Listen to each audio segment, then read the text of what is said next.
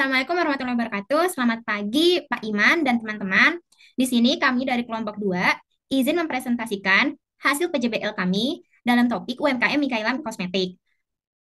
Untuk mempersingkat waktu, izinkan kami memperkenalkan diri kami dulu. Saya Zakia Nisa.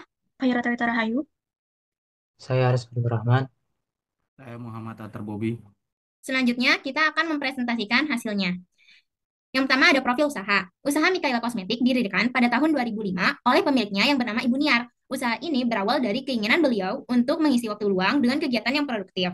Usaha ini bergerak dalam penjualan produk kosmetik seperti skincare dan makeup, serta produk fashion seperti tas, dompet, dan sepatu. Selain itu, usaha yang dijalankan Ibu Niar dikelola dari rumahnya sendiri yang berada di kawasan Cilebut, Kota Bogor. Usaha ini terus berkembang mulai dari awal yang sederhana dengan menambah variasi produk dan strategi pemasaran yang mengikuti perkembangan zaman. Beliau melalui media sosial. Tantangan utama dari usaha ini adalah mengikuti tren pasar yang terus berubah. Kedepannya, Ibu Niar berharap dapat membuka kiosnya sendiri dan memperluas pemasaran secara online untuk menjangkau pasar yang lebih luas serta menciptakan lapangan kerja bagi masyarakat di sekitarnya. Struktur usaha.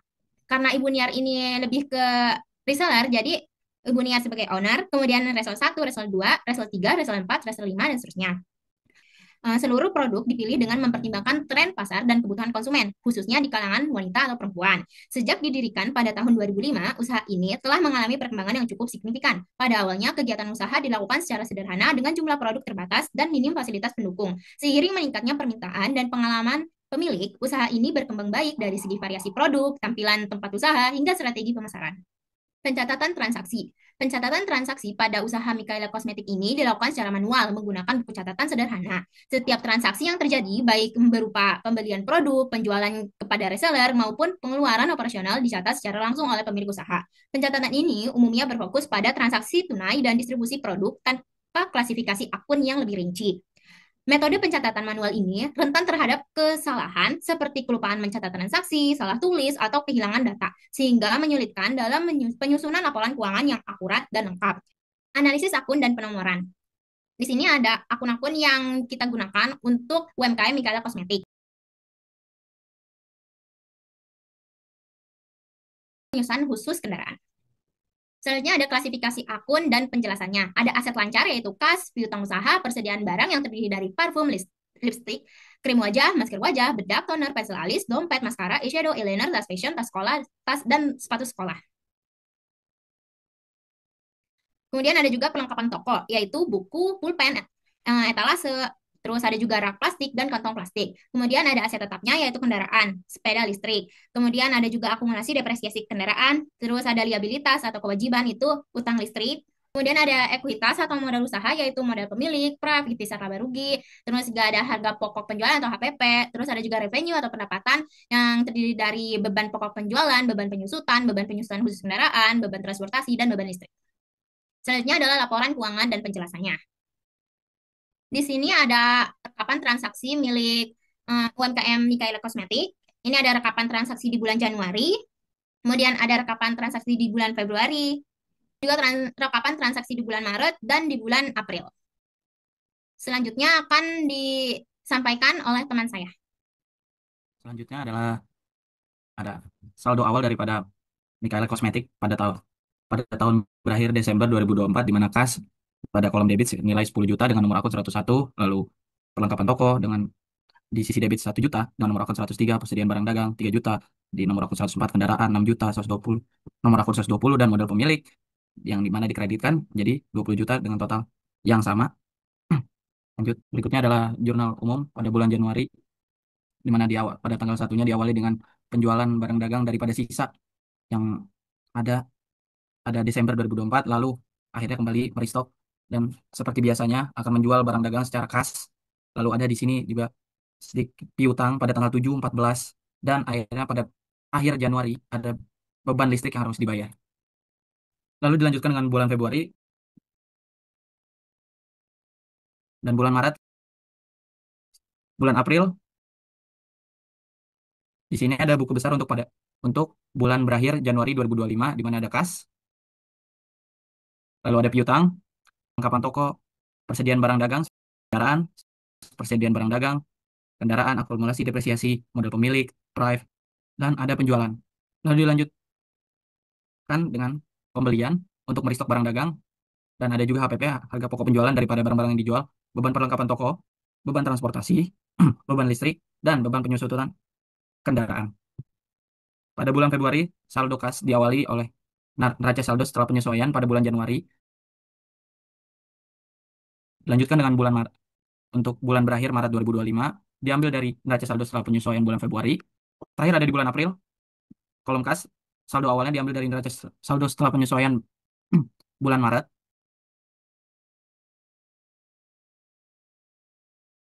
Di sini ada neraca saldo untuk periode Januari dan Februari. Untuk neraca saldo pada bulan Januari itu nama akunnya ada kas, piutang, perlengkapan toko, persediaan barang dagang, kendaraan, lalu ada modal pemilik, ada price, ada penjualan, pembelian, ada beban transportasi, dan ada beban listrik. Dengan totalnya yaitu 23.840.000. Selanjutnya ada neraca saldo pada bulan Februari 2025. Nama akunnya masih sama seperti pada periode Januari 2025 dengan total balance-nya yaitu 27.370.000. Lalu di sini ada neraca saldo pada periode Maret 2025. Nama akunnya masih sama seperti pada bulan Januari dan Februari dengan total balance-nya yaitu 27.265.500. Dan yang terakhir ada neraca saldo pada periode April 2025 dengan total balance-nya yaitu 29.101.500 rupiah. Oke, kita masuk ke jurnal penyesuaian. Yang pertama ada jurnal penyesuaian untuk 31 Januari 2025. Nama akunnya yang pertama itu ada HPP atau harga pokok penjualan dengan di kolom debit sebesar 2 juta. Lalu ada persediaan barang dagang awal di kolom kredit sebesar 3 juta, ada persediaan barang dagang akhir di kolom debit sebesar 3.500.000, ada pembelian di kolom kredit sebesar 2.500.000. Lalu kemudian ada beban perlengkapan toko sebesar 120.000 dan ada perlengkapan toko di kolom kredit sebesar 120.000. Dan yang terakhir ada beban penyusunan kendaraan di kolom debit sebesar 104.167.000 dan ada akumulasi depresiasi kendaraan sebesar 104.167.000. Lalu untuk ayat jurnal penyesuaian pada 20 Februari 2025 itu sama seperti yang pada periode Januari 2025, hanya saja beda nominal. Lalu untuk jurnal penyesuaian pada bulan Maret dan April itu juga sama seperti bulan sebelumnya, itu hanya beda pada nominalnya saja. Oke, kita masuk ke neraca saldo setelah penyesuaian. Itu pada periode Januari, nama akunnya ada kas, piutang, perlengkapan toko, persediaan barang dagang, kendaraan, lalu ada akumulasi depresiasi kendaraan, ada modal pemilik, ada price, ada penjualan, ada HPP, beban perlengkapan toko, beban transportasi, beban listrik, dan juga beban penyusutan kendaraan itu sebesar total balance-nya yaitu 23.944.167 rupiah. Lalu untuk neraca saldo setelah penyesuaian untuk bulan Februari 2025, itu nama akunnya masih sama seperti pada bulan Januari, itu total balance-nya sebesar 27.474.167 rupiah. Lalu untuk neraca saldo setelah penyesuaian, nama akunnya juga masih sama seperti pada bulan Januari dan Februari dengan total balance-nya yaitu 27.369.667 di debit dan kredit. Lalu yang terakhir, neraca saldo setelah penyesuaian pada periode April dengan total balance-nya yaitu sebesar 29.205.667. Oke, kita masuk ke neraca lajur pada bulan Januari. Untuk neraca saldonya yaitu sebesar 23.840.000. Lalu untuk jurnal penyesuaian totalnya itu 5.724.167. Lalu neraca saldo disesuaikannya yaitu sebesar 23.944.167.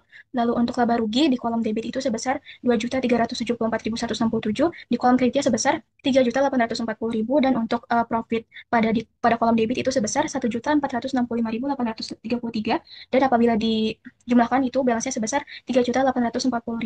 Lalu untuk kolom neraca itu di kolom debitnya sebesar 21.570.000. Lalu untuk di kolom kredit itu sebesar 20.104.167, profitnya sebesar 1.465.833 dan apabila ditotalkan sebesar 21.570.000.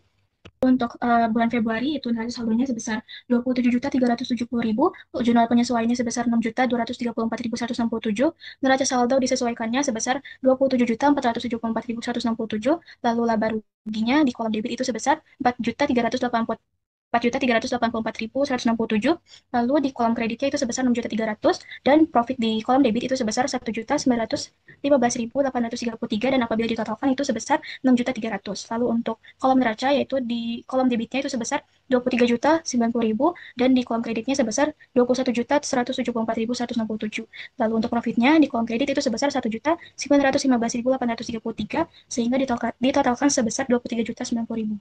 Untuk neraca lajur Maret, itu neraca saldonya sebesar 265.500, jurnal penyesuaiannya sebesar 4.729.167, neraca saldo disesuaikannya sebesar 27.369.667, lalu laba rugi di kolom debit sebesar 3.329.167, di kolom kreditnya sebesar 4.675.500, dan profitnya itu sebesar 1.346.333, dan apabila ditotalkan itu sebesar 4.675.500. Lalu untuk neraca itu totalnya 24.040.500.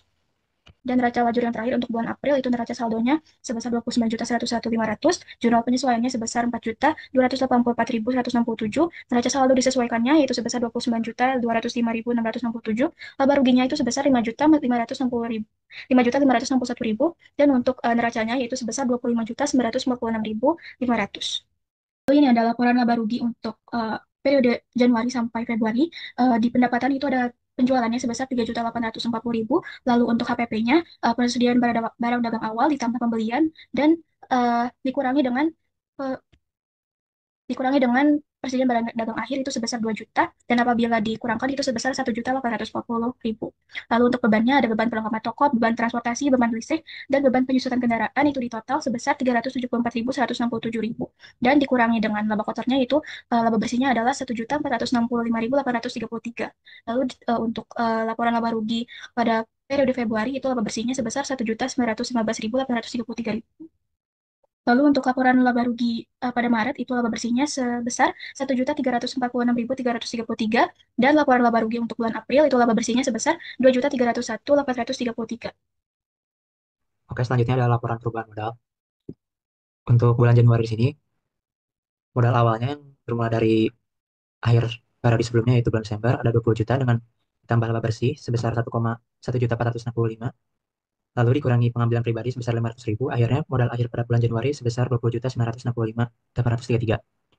Dan metode yang sama untuk bulan Februari dengan modal akhir 22.381, lalu bulan Maret dan bulan April. Lalu ada laporan neraca. Untuk bulan Januari aset lancarnya, total aset lancarnya yaitu 15.070.000. Lalu untuk aset tetapnya 5.895.000. Lalu untuk kewajibannya tidak terdapat utang lancar, tapi ada ekuitas yaitu modal pemilik sebesar 20.965. Lalu untuk bulan Februari ada aset lancar, total aset lancarnya sebesar 16.590.000. Total aset tetapnya 5.791. Lalu ekuitasnya modal pemilik 22.381.667. Untuk bulan Maret, aset lancarnya, total aset lancarnya 17.540.500. Lalu aset tetapnya 5.687.500 dan ekuitasnya yaitu modal pemilik 23.228.000. Lalu untuk bulan April, aset lancarnya sebesar 19.446.500, aset tetap 5.583 dan ekuitas yaitu modal pemilik 25.029.000. Di sini ada jurnal penutup. Untuk jurnal penutup dari bulan Januari yaitu penjualan dengan pada intisar laba rugi sebesar 3.840.000. Lalu untuk intisar laba rugi yang kedua itu adalah total dari pembelian HPP, beban pelapangan toko, beban transportasi, beban listrik, dan beban penyusutan, yaitu sebesar 2.374.000. Lalu ada dari modal pemilik yaitu 1.465.000 dan modal pemilik pada Prive yaitu 500.000. Lalu untuk Februari, lalu untuk periode bulan Maret, untuk periode bulan April dengan metode yang sama. Yang pertama ada kas. Untuk bulan Januari itu kas 10 juta, piutang 545, perlengkapan toko 880, PBD 3.500.000, kendaraan 6 juta. Lalu ada akumulasi depresiasi kendaraannya yaitu 104.000 dan modal pemilik 20.963. Ini digunakan untuk jurnal umum pada bulan Februari. Lalu yang kedua ada neraca saldo setelah penutup Februari dengan akun yang sama, tapi dengan total modal pemiliknya yaitu 22.381.000 dan akumulasi depresiasi kendaraannya 208. Lalu untuk bulan Maret dengan akun yang sama, tapi dengan modal pemilik berbeda yaitu 23.228.000. Lalu untuk bulan April, modal pemiliknya yaitu 25.029.000. Oke, ini ada dokumentasi dari kami. Oke, sekian presentasi dari kelompok kami. Mohon maaf bila ada salah kata. Wassalamualaikum warahmatullahi wabarakatuh.